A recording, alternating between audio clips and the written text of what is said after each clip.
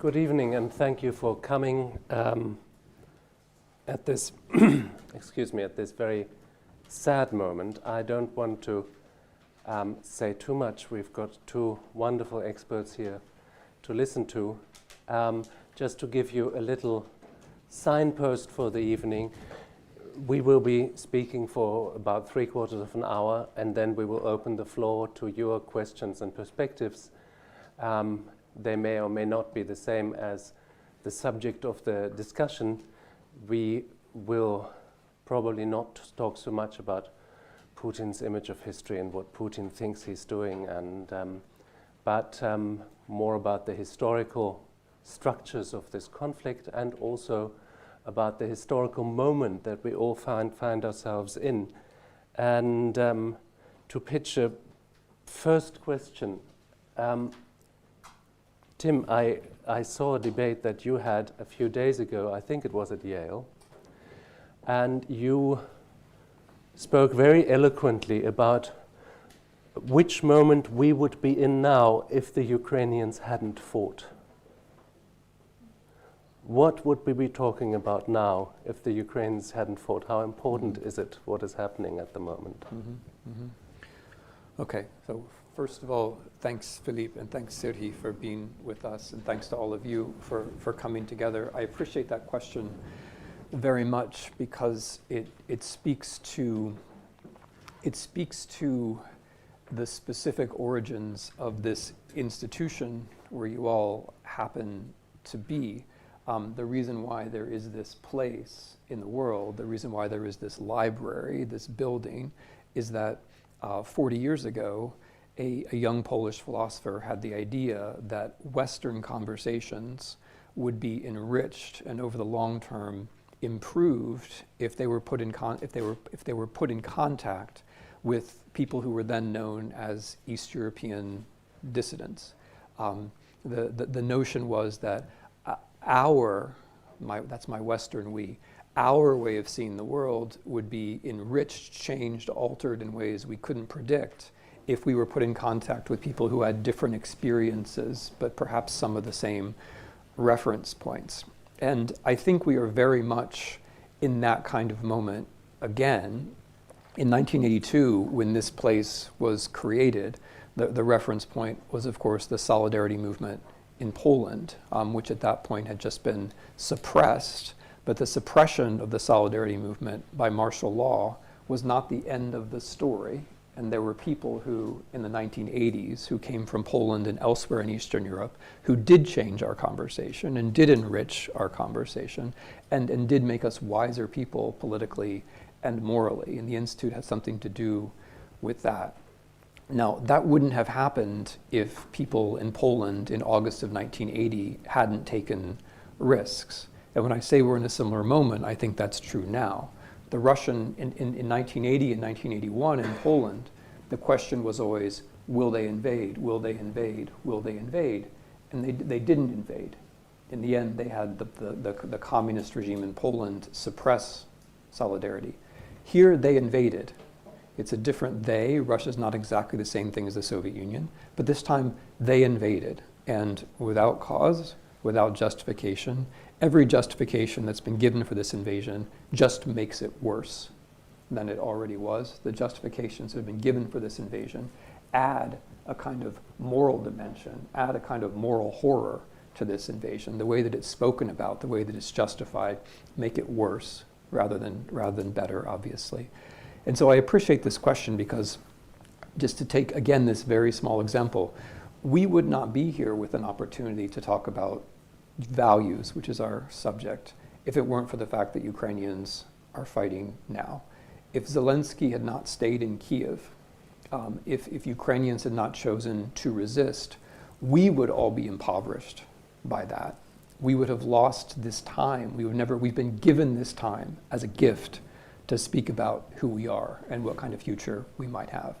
If Zelensky had fled, if the Ukrainians had not fought, we would all be that much more cynical, that much more narrow, that much less capable of talking about how the world ought to be. So, Philippe, that's what I mean. I mean that I think that every second that they resist is like a day for us, and every day that they resist is like a year for us. It gives us time to think as Europeans or as Americans or as people who are concerned about certain values. It gives us time. They've bought us time, and that counterfactual where they didn't resist for me is just so dark. It's so dark.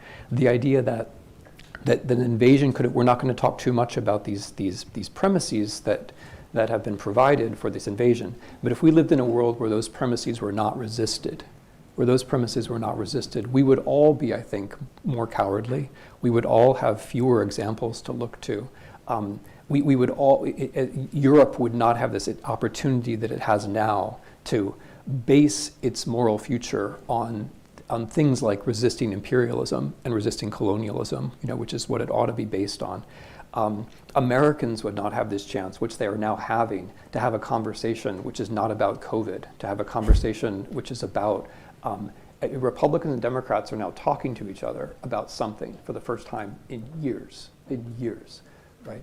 So what they've given us is an opportunity to reevaluate and to get across certain divides and to think about the future. And so that's what I meant. Serhii, you have written on the history of the Ukraine. You're an expert on nuclear matters in the Ukraine, on the history of Chernobyl. Now, this is just at the beginning of the evening, the very darkest aspect of this conflict that is looming in the background. And none of us know what will happen. We have learned to not to think that this is run by rational principles, that we can rely on rational or even reason or even self-interest, even on the part of Putin. But I don't want to ask you to be a prophet, but if you could say, what does this moment mean for you? You are also a Ukrainian. What does this moment mean for you? What does it mean for Ukraine? What does it mean for a wider picture, even in its openness now? Thank you, and thank you for including me in this conversation. One thing that is very obvious for me that the war, and it started with different excuses, explanations, the goal was really re-establishing Moscow's control over Ukraine and post-Soviet space, and more than that, really destroying the Ukrainian nation. As it was called, solving the Ukrainian question for Russia once and for all. And what the war does, it does actually absolutely opposite to the intentions. Because I believe that it's not just justification, there were also intentions and beliefs that were behind this decision to start the war. The beliefs that Ukrainians have no right to exist, as simple as that, and don't exist, and are not supposed to exist in the future. What you see is Ukraine actually emerging with every battle, from every ruined house, every ruined village, stronger and stronger. And there are clear miscalculations on the part of Putin and those who advised him on the war, because Ukrainians demonstrated that they are a nation, that they're dedicated to their state, they're dedicated, they're united, they're dedicated to the defense of the values in which they believe. Between 80 and 90%, depending on the day when the poll is done, believe that they will succeed, that they will emerge victorious in that war. A very different probably percent we would get in this audience or somewhere anywhere else, but in Ukraine that's the percent that we are getting.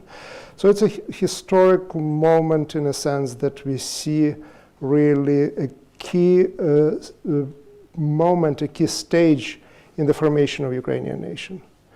And this is not an ethnic nation. It's a nation that survived back in 2014 by uniting across the ethnic, linguistic, cultural, and religious lines. And that's divided how it stands today. If you look at the language, if you look at religion, if you look at regionalism, which always was an issue in Ukraine.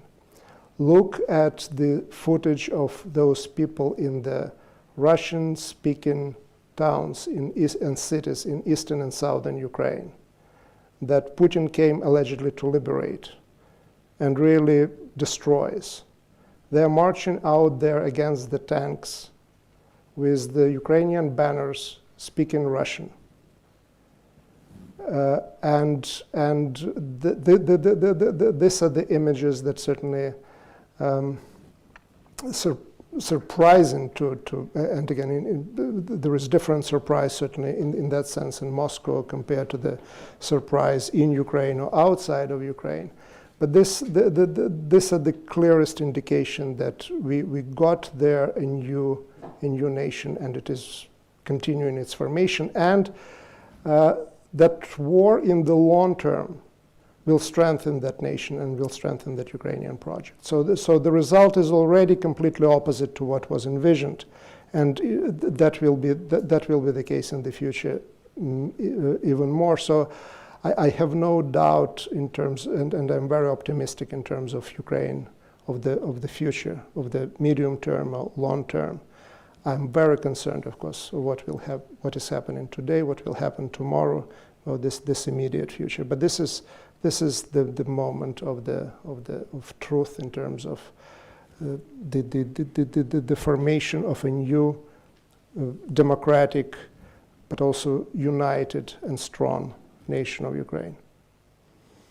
Tim, one of the aspects I think that has shocked us in the West most is that we have been thrown back within a day or two into a kind of history we thought we had passed, a kind of history we thought that would no longer happen in Europe, a history of violent conflict, also a history of quite startling pathos. When you listen to Zelensky speaking, it is a kind of pathos we are no longer used to in the discourse in Europe. And at the same time, it strikes me, what's really startling is that this is a war of stories. There was no realistic territorial problem that that Russia had to fix. Ukraine was not an immediate strategic danger. It is about the vision of a united Russia. It is about the vision of a Ukrainian identity not existing. It is really almost a narrative war that, unfortunately, the bombs aren't narrative that are falling. But can you enlarge on that? Yeah. So I think that's a very apt point, Philipp, and let me try to expand on it in three different directions. When I think of the pathos, as you describe it, of Volodymyr Zelensky, it makes me think of the pathos of Czechs in 1938. The kinds of things that he is saying are very similar to the kinds of things that Czechoslovak leaders were saying at around the time of the Munich Accords. The difference being, and I think it's a very important difference, that unlike the Czechoslovaks, who did make these kinds of clear statements to their Western allies, the Ukrainians are fighting, and that puts around the pathos an entirely different atmosphere, and that is why these addresses that Zelensky makes to Western capitals, Western parliaments, are heard. They may not always lead to all of the response that he would like, but the fact that there is action that is corresponding to the pathos, he has earned the right to express himself in that way by risking his life. And that changes things dramatically, and it brings things, into a realm of conversation which is very familiar in this house. I mean, by house, I mean the Institute for die Wissenschaften von Menschen. The philosophy with which this project began had to do with ideas of the relationship between risk and truth, right? The truth, Havel, for example, that tradition, the truth is what you're willing to take a risk for. Truth is what you're willing to put yourself behind, right? So that's a certain philosophical tradition which has a certain place in politics, which has been meaningful. And I'm not saying that Zelensky is a philosopher, but he is someone who is I would say has earned a right to these kinds of words. And of course the connection that I'm making to 1938 and 1939 is not incidental. The possible comparisons, as you suggest, go much further than that. When I think of this war, I'm not thinking of 1942 or 1943, but I am thinking of 1938 and 1939. And in particular, picking up on something that SERHII mentioned, in particular this language that another state is artificial, which is, as all of you will know, that's what Mr. Putin has said about Ukraine, that it's an artificial state. That is exactly what Hitler said about multiple European states, Austria, Czechoslovakia, and Poland, all three of which were destroyed with increasing violence in the onset to the Second World War. It is also incidentally what Stalin said about Poland in 1939, that Poland was an artificial state, it never should have existed, and its population includes our ethnic brethren that we have to cross the border to rescue. That kind of atrocity talk, which Putin has now used to try to somehow explain this invasion, that atrocity talk is familiar also from both Hitler and Stalin in 1938 and 1939. The idea, an imagination, right, an entirely imaginary threat, where you say, a country that is actually more tolerant, much more tolerant than mine, I'm going to accuse that country of intolerance and atrocity. That is what Hitler did, right? German speakers in Austria were freer than German speakers in Germany in 1938. I'm not saying Austria was a great country in 1938, but comparatively speaking, Russian speakers in Ukraine are much freer in every respect than Russian speakers in Russia. But there is that same trick, right? This notion that I'm going to imagine an atrocity across the border. So and Mr. Putin's speeches have, they're not about history, of course, they're about a kind of myth, but they have this character, as I think SERHII quite rightly says, that when you deny the existence of a nation and a state, what you are doing is asserting your own right to destroy that nation and that state. This is a very important point which Hannah Arendt makes in Origins of Totalitarianism. The language that a totalitarian leader uses to describe the world is there in order to bend the world into that shape. So of course, I mean, it's a banal truth, but I'll repeat it. Of course, there is a Ukrainian state, and that Ukrainian state, I have to say, has proven to be remarkably functional under incredible stress. The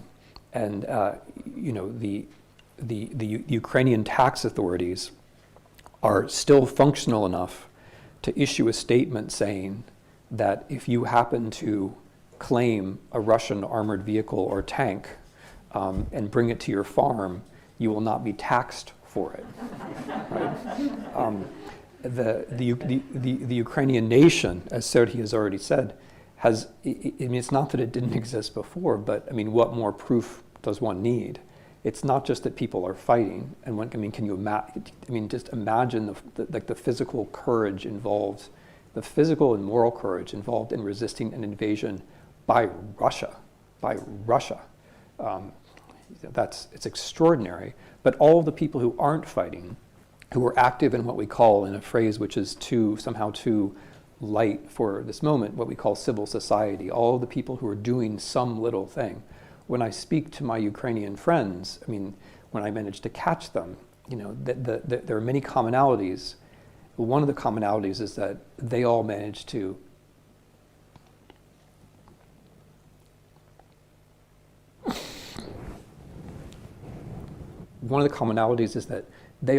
calm me down rather than the other way around.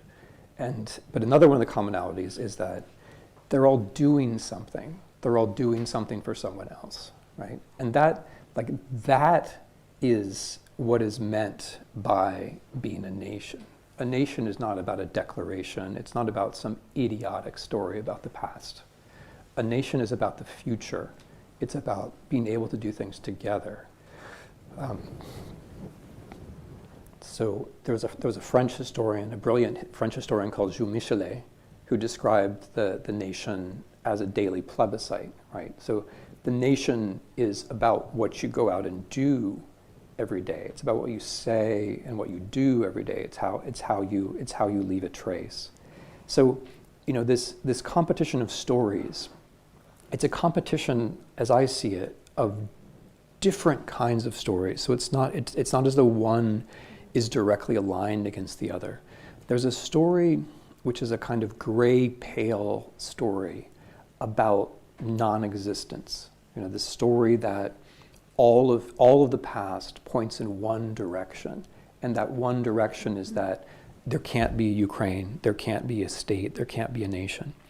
And then there's another kind of story which doesn't address that directly. One of the things I'm struck by, there are plenty of Ukrainians who can address all these things directly, but what I'm struck by is that their story is just, it's orthogonal, it's somewhere else. Their story is about existence, right? It's about subjectivity. It's about being now, right? In this 21st century. So it's not exactly a rebuttal, to that story. It's just it's a different mode of expression.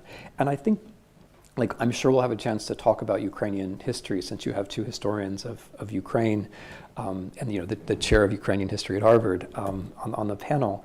But I think it's very important to recognize that this doesn't come down to who really, when a Viking warlord called Valdemar baptized himself maybe 1,000 years ago, after having flirted with Islam and Judaism and Western Christianity.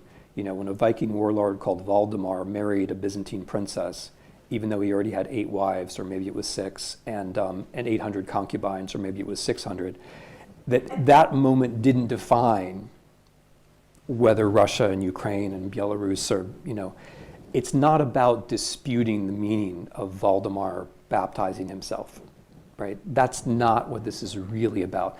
A story, because here's the thing, the story that is told by Mr. Putin about how a baptism 1,000 years ago, and I've tried to give you some of the colorful details because it's the colorful details that remind us what history and life are really like, right?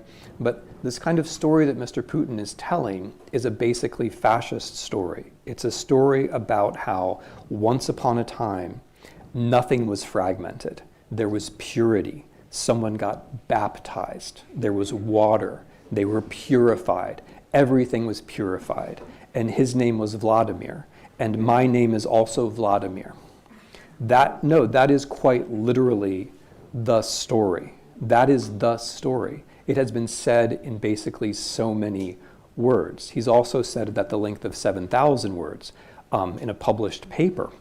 But that is basically the story. And that is a fascist story. The story that the world was once united. The story that the world was once united and pure, but it has been fragmented and broken by outsiders. That is Mr. Putin's version. The version is that everything which is Ukraine comes from outside. It's the Poles, it's the Germans, it's the Austrians, it's the Americans. And that's all artificial. And so if you can just strip that away, then you come back to the real story, the unity, this imagination that he has about the last 1,000 years. The thing is, his story of the last 1,000 years has everything in it except for the facts. And in order to strip away the facts, as SERHII quite rightly said, you have to strip away the people. You have to kill all the people who have been produced by history as it actually has been. You have to physically eliminate all of the variety which allows people to speak of belonging to a nation and doing the small things that make a nation real. And that is the relationship between Putin's story and this invasion. It is about getting rid of the Ukrainian nation as it has actually been created by history and trying to move towards this vision of purity, where there's no contingency left, there's no difference left, there's no variety left. There's just this kind of what Mr. Putin himself calls this kind of historical unity. So that's one kind of story and where it leads. And so that's why I wanted to stress that it isn't a battle of stories in the sense that we have to decide what that baptism 1,000 years ago really meant. I think it's more important to recognize that there's one kind of story which leads in this horribly homogenizing direction, which justifies violence. And then there's a different kind of story which is basically saying, we're here. We're here. SERHII, every conflict such as this one, and I don't want to belabor the point of the stories too much, but to me, at least, stories are enacted values or dramatized values. And they teach us how to be in the world to some extent. We are seeing, as you have just so eloquently said, we are seeing the emergence of a story, the emergence of the story of a new Ukraine. We are also seeing breakdowns of stories, very dramatic. I mean, from the third-hand knowledge that we can perhaps have, it seems that Mr. Putin really did think that the soldiers would be greeted with flowers and Ukrainian folk songs. And there was no plan B when that didn't happen. And that story is clearly broken, and there seems to be a great deal of confusion also which story to tell now. As you said, all sorts of reasons are being given, and it's rather chaotic because there is no great story to carry this anymore. But there's another story, it seems to be, that's breaking down, and that's the story of the West. The story of a West that knew that it could be wealthy and safe with impunity, and that the nasty aspects of history would never touch it again. All of a sudden, that story is no longer true. Yes. I think this are just excellent points and very deep ones. In terms of the story that is being broken, and again, Tim did an excellent job tracing it back, certainly to the or the way how the story is formed to the baptism of Rus. I would focus on the 19th century, on the imperial part of the story narrative, and that's the existence of one big Russian nation. That's where Putin's ideas come from, belief comes from, and in that world there is no real place for either Ukrainians or Belarusians. Maximum Little Russians or White Russians, which can dance a little bit differently or speak a funny language, but they're not nations and are not supposed to be nations.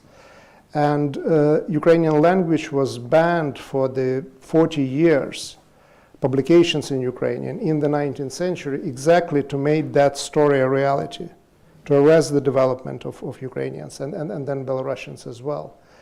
And what we see is a continuation of that story, of that narrative and that policies by someone who believes in this 19th century conservative utopia, pre-modern nationhood sort of thinking, very imperial thinking in that sense. And then expects that, as you said, people will greet them with flowers because the story is so beautiful, is so great, and he believes in it, and people are welcoming him with either old Soviet grenades or javelins or whatever it is, which breaks the story right there. And Ukrainian story emerges, which has its own, again, myth and mythology, but of a different kind that brings it to the fore. And what you see more and more is this reference to the Cossack past, certainly. And that's where the anthem of Ukraine is not dead yet. This is about that. This is about the Cossack state being gone, destroyed by the empire in the late 18th century, but we as Ukrainians, we continue. So the model is, of course, Polish model, the partitioning of the Polish-Lithuanian Commonwealth. But that's what we have, and this Ukraine is not dead yet. And now we are defending the state that is there. So it's really what is happening is very much rooted in this original mythology of the formation of Ukraine as a modern nation in the 19th century. What is different now, and different from the 5 attempts of create Ukrainian independent state in the 20th century, the 5th succeeded, is that the idea of Ukraine, it's not just an idea of intellectuals. It's not something that maybe people believe in and are prepared to vote in favor of it. Now they're prepared to take arms in their hands, whether they're trained or not. In my native city of Zaporizhia, there were not enough arms for people, for volunteers who came and wanted to get them. And the same is true in Kyiv. And these are many of them, and Tim mentioned, they're our friends, they're historians, they're people in humanities whom we know quite well, young people. Sending their families and small children back and staying.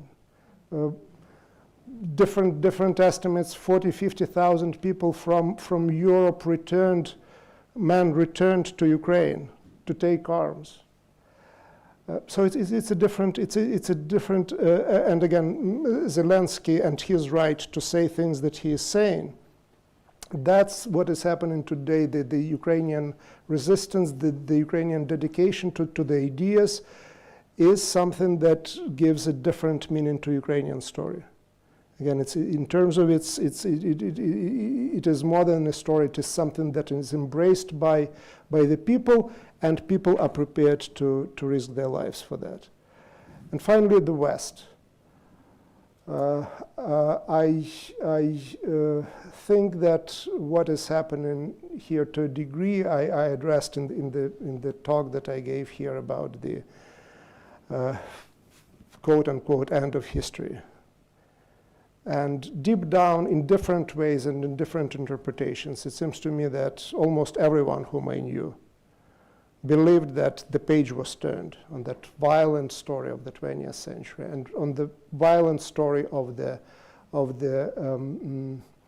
longer 19th and 20th century. And I look at Ivan here, and again, 1990s Yugoslavia, and it was, okay, this world crisis started in the Balkans, it's ending in the Balkans somehow. 20th century ended bloody and dramatically, but it ended. And now we're in a different world where the annexation is not happening, where the aggression without excuse whatsoever is not happening. That is why historians are here to tell us about the scary stories that was somewhere in the past. And now it's a nightmare of living through the most awful, the most painful, the most damaging parts of the story that we was history that we were studying and we were teaching to others, and this is awakening. There were long debates whether we are in the new Cold War or not. Well, look at the German budget, defense budget, which doubled. If this is not an indication, we are in a different world, which also looks scary, frighteningly familiar from what was happening in the 20th century. But if we don't want the 21st century to turn into the 20th century, we have to come to that realization.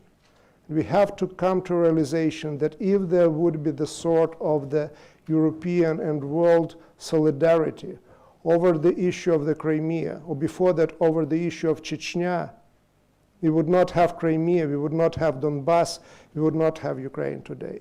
And if you don't get together and take risks and sacrifices already being taken, but also risks, things will get worse. And there was a question of what would happen if the Ukrainians would not fight. The future would look actually much, much worse for all of us in Vienna, in Austria, in Europe, in Cambridge, Massachusetts. Tim, a war like this, exposes a lot of dirty little secrets that societies have. And to take SERHII's point, Fukuyama also said basically the goal of the world is to get to Denmark. We will all become Denmarks, all terribly civilized and wealthy and rather equal and with free markets and liberalism. And we all know that that hasn't happened. We've been plunged perhaps back, perhaps forward into quite a different time of history. So what does this moment mean for the West and its image of itself?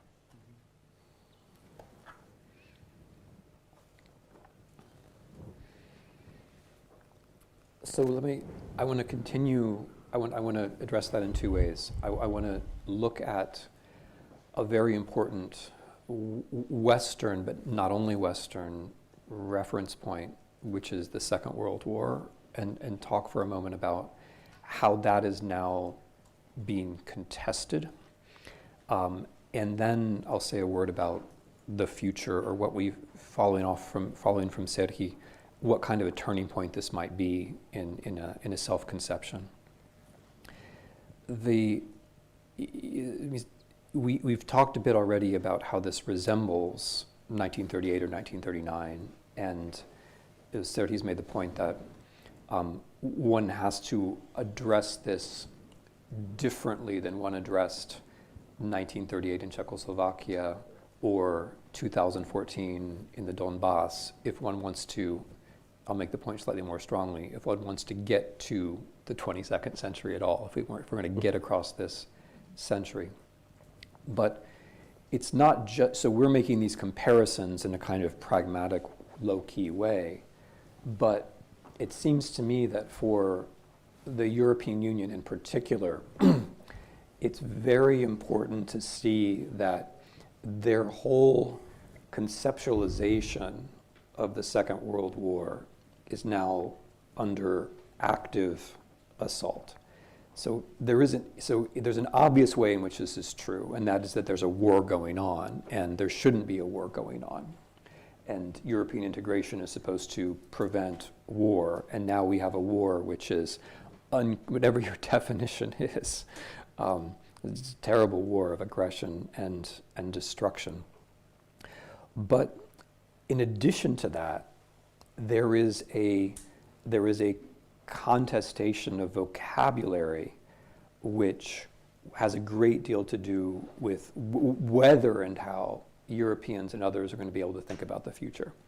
And it has to do with the end of the Second World War, with the outcome of the Second World War, with how we judge the Second World War. And what I have in mind is Mr. Putin's attempt to appropriate the basic concepts of that Europeans and others have used to try to understand and then build a moral and institutional infrastructure around the Second World War. Concepts such as genocide, concepts such as Nazi, concepts such as tribunal. In Mr. Putin's declaration of war a couple of Thursdays ago, and in a number of statements since, what he has done has been to claim that this war is about, and I hate to even repeat this because it's so absurd and grotesque, and it's such a moral atrocity, honestly, that this concept is even in the world. But that what he means to do is to denazify Ukraine. Now, that is horrible in a factual way, of course, because it's a country with democratic elections. It's the only country, you know, and as historians they tell us never to predict things, but I'm going to predict this. It's the only country that's going to elect a Jewish president with 73% of the vote. That's not going to happen again. None of you is ever going to see that in a country besides Israel, which has a certain affirmative action advantage in this respect. You are never going to see another country elect a Jewish president with 73% of the vote. It's not going to happen. That's Ukrainian history. That's not going to be anybody else's history. So this idea is factually grotesque, but its deeper problem is that it is a weapon directed at you. It's a weapon directed at the European conceptualization of this war, because its aims are not just to mischaracterize the world, but to alter the world in a way where all of your characterizations will no longer make sense. If you characterize the world in this way, and then you carry out the threat, that is, you know, God forbid, you win the war, and you round up the Ukrainian intelligentsia, you round up all of the people who in some way stand for Ukraine. If you do that, and this is, I'm just saying what Mr. Putin says his war aims are, right? His war aims are the destruction of the Ukrainian state and nation, and he's explicitly called for tribunals to deal with these people, right? So if he does that, that's not just horrible on its own. It is a kind of war of aggression on European memory, because he's taking the words Nazi and genocide and not just making them meaningless, he's debasing them, he's perverting them. His claim is that those words mean whatever I say they mean. There is no connection between signifier and signified, no connection between rhetoric and reality. He is making the claim that I, as the leader of Russia, define those words.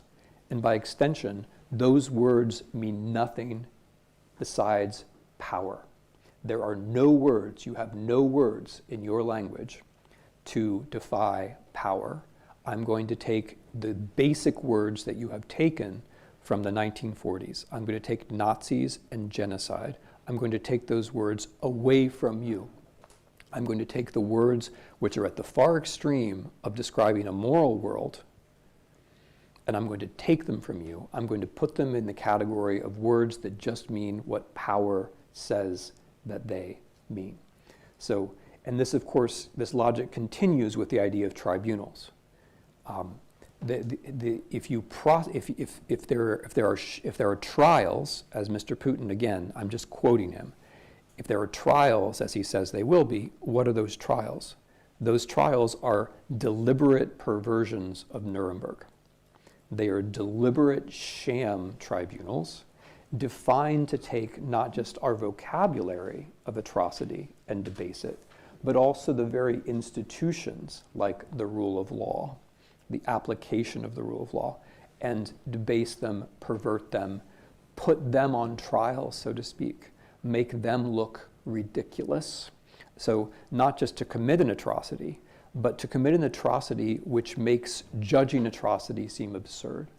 So this, I'm trying to say, is now a competing interpretation of the Second World War, which says that the meaning of the Second World War is that the leader of Russia has the capability to describe anyone he wants as Nazis, to accuse anyone he wants of genocide, and that if he succeeds in doing that and destroying a nation and bringing people to trial and so on, then all that vocabulary, all those institutions, all of the psychological and moral basis upon which the European Union has been built, that's all gone. That is all gone. And so when Europeans are facing this war, they have to think, what can we do in response to that? And now I'm slowly moving to the future.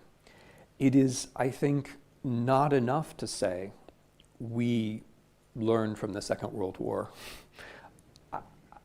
Maybe you did, but there has to be a reaffirmation of whatever it was that you learned from the Second World War now, a practical reaffirmation.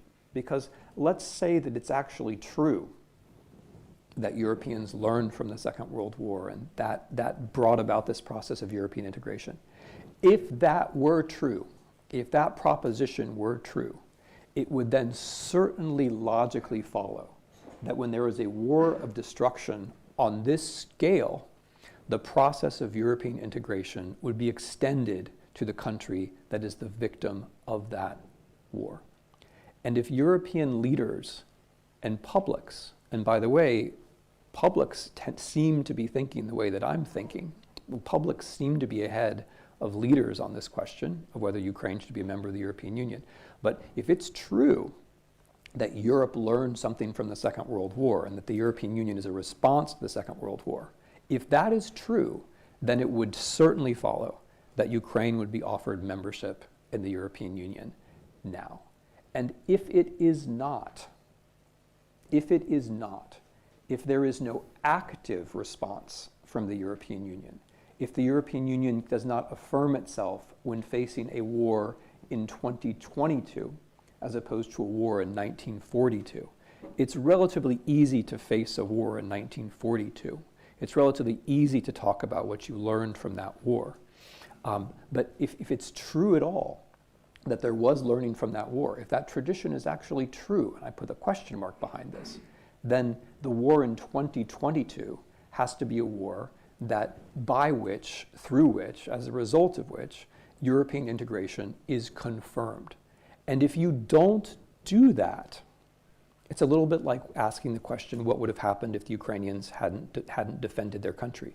If you don't defend the notion of Europe as a peace project, if you don't defend the legacy of learning from the Second World War by also learning from this war, then you have lost the competition for what the Second World War actually means. You will have lost it to someone who says the Second World War is an argument for more war. That is what is at stake. It brings to mind the fact that I think we do not learn from history. We simply react to traumata as societies. And these reactions to traumata may be productive. In Europe after the Second World War, they created an emphasis on no nationalism, on interlinked statehood, on pacifism. That was clearly a reaction to what had gone on before, but unfortunately, generational traumas fade, and generational traumas also set perhaps a mold in which to see the future that isn't like the future at all. But as we are historians, I think I'm slightly wary of the fact that I feel myself carried along by a strong historical pathos. I think it is our job to take a step back and reflect on these things and not allow ourselves that easy way out. But at the moment we have a revived vocabulary we also thought had vanished. Zelensky is described rightly so as a hero.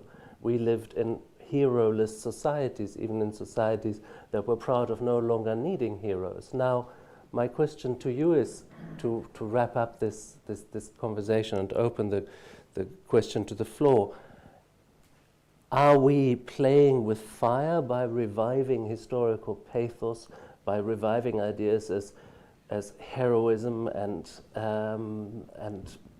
a motherland and things like that, which are historically terribly loaded terms? Or have we simply forgotten that a society can only exist if it has strong points of identity and if it has an awareness of extremists? Mm-hmm. Mm-hmm. Well, thank you. Thank you for this thoughts and for this question. I first maybe will start with reacting to what Tim was saying, and then you added to that a new dimension, which generational trauma, but I would put emphasis on generations, right? And the question of learning and relearning World War II. I'm less familiar with the bookstores here in Vienna. I will have to visit them more often, but I certainly know that I was annoyed more than once walking into the American bookstores, Barnes and Noble in particular, and see just shelves after shelves all about World War II. And that was the only history that was, at least in a small bookstores, or maybe 80% or 90% of the books were on World War II. But I thought that with that annoyance, to me came this belief that because there were so many books, that people not just read them but learn from them. And then as things started to develop again, in particularly in 2014, and then later, and comparisons really with 1938 and 1939 and annexation of Crimea and so on, and appeasement that became a dirty word, but after becoming dirty, it was removed completely from the vocabulary, and I realized that despite the fact that all what there was about history was World War II, the lessons are not learned at all, or or they are read as an entertainment, as opposed to something that has to provide deeper understanding of history and the dangers that come with that, because the world didn't react to the developments starting in 2014 in any way that suggested that anyone at all in that new generation of the decision makers read any of those books that I saw in the bookstores in the United States of America. And that for me means, again, the whole thing is about generation. And we almost assume that the experience and the lessons drawn from those events by the generation that built the European Union, by the generation of 50s and 60s who were making decisions there, that somehow it was transferred to us as well. And it wasn't transferred, and I wonder whether this horrible war is also not just an invitation, but a demand and an opportunity to relearn history. Relearn history as not an looking at the entertainment channel and one episode after another, but looking at basically something that can happen today and can happen in the future if you don't act on that. And in terms of heroes, whether nations need heroes to exist, I have no doubt that nations need heroes and need at least selfless acts for them to come to existence. And they need heroes and selfless acts. And selfless acts and then heroes, I look at that as basically a way by the society to recognize that act, to acknowledge it, to turn it into something that can be emulated. So they need that to survive. And how many heroes were there in British history between the wars? I don't know, maybe there were some. Chamberlain certainly doesn't qualify. But Churchill doesn't qualify either. But then came along 1940.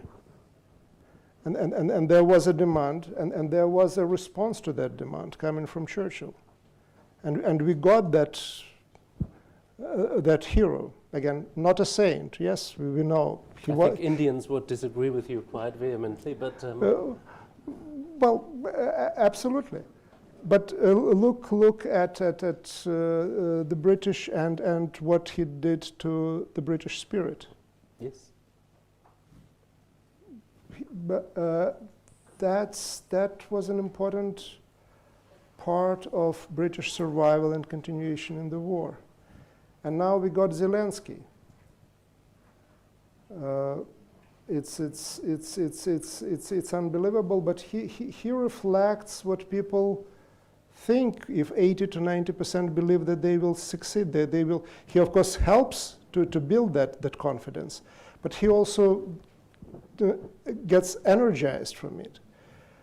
And there is no way for any nation, for any group to survive without a hero, which again, for me, brings together two components: someone who is prepared actually to risk her or his life to lead, and then the society that actually sees that for what it is and recognizes it.